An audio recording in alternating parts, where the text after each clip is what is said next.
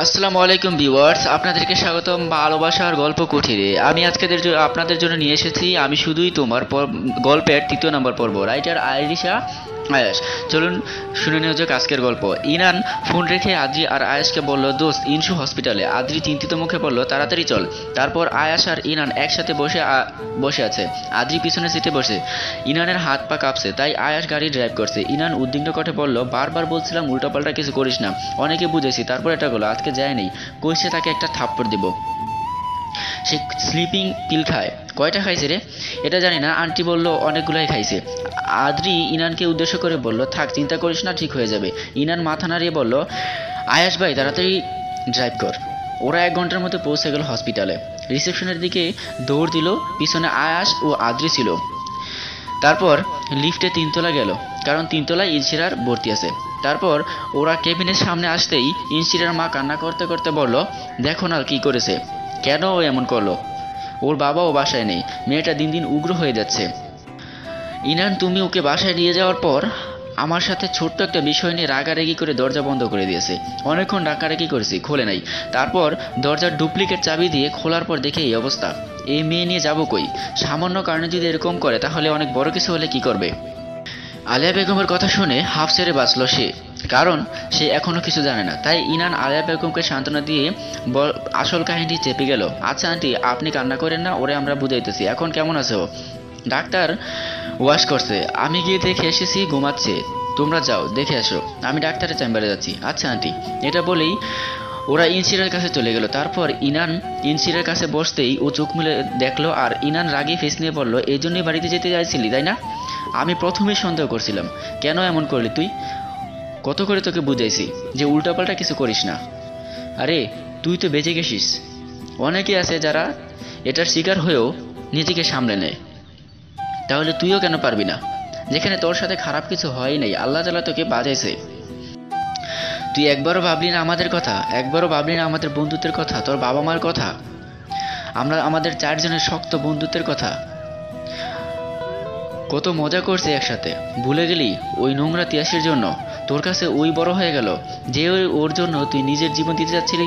তোর কাছে আমি এটা আশা করিনি। তুই যদি এখন অসুস্থ না হতি তাহলে তোকে কষে একটা থাপ্পড় দিতাম, কিন্তু এই অবস্থায় দেখে দিলাম না।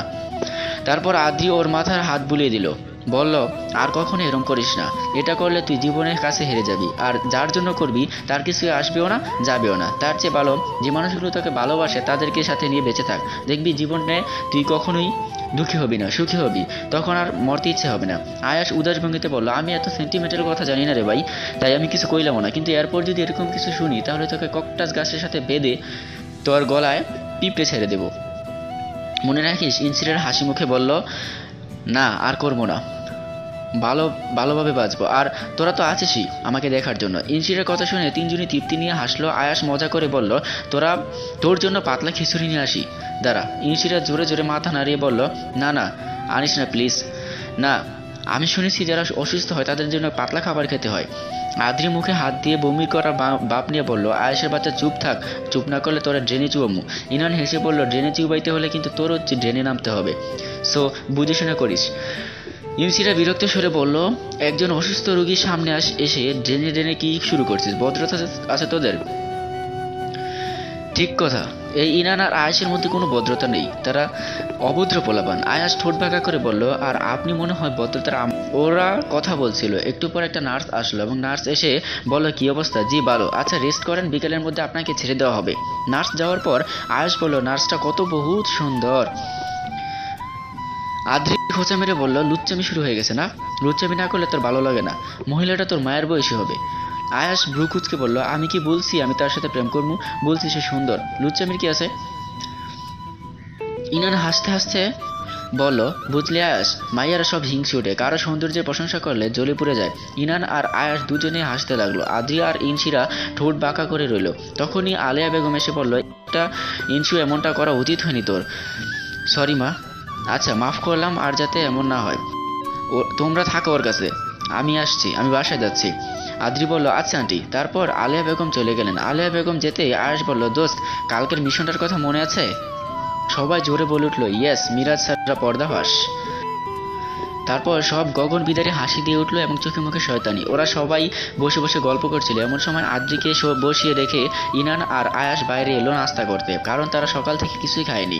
বের হওয়ার ইনান আয়াসকে বলল, তিয়াসের হারামিটাকে আমার খুন করতে ইচ্ছে করছিল, কিন্তু তোর জন্য পারলাম না। খুন করলে তোর নিজেরই ক্ষতি হতো, তার চেয়ে ভালো ওকে জেলে পাঠিয়ে দিয়েছি, জেলে পচে মরবে। আরেকদিনও আমার সামনে পড়লে ওরে জ্যান্ত পুঁতে ফেলবো। শান্ত হ ভাই, একটু আগে তুই তো ইনসুকে সান্ত্বনা দিচ্ছিলি, বুঝাচ্ছিলি, এখন নিজেই হাইপার হয়ে গেলি। শান্ত কিভাবে হবো বল? আরেকটু হলে তো। ইনান আর কিছু বললো না, রাগে কটকট করতে করতে নাস্তা খেতে গেল। ওরা খেয়ে হসপিটালের দিকে আসলো। চারজন আবার বসে বসে মজা করছিল। একটু পর আলেয়া বেগম এসে সবাইকে জোরে পাঠিয়ে দিল বাড়িতে। তারা যার যার বাড়িতে চলে গেল। আর ইনসিরা তৃপ্তিতে চোখ বুজে বিকেলে ইনসিরা হসপিটাল থেকে ছাড়ার কথা হলো বাসা চলে গেল। পরের দিন ইনান আর আয়াস বসে বসে আদ্রি আর ইনসিরার জন্য অপেক্ষা করছিল। একটু পর দুজনে আসলো। আদ্রি বসতে বসতে বলল, কিরে মিরাজ স্যার আজকে আসছে তো?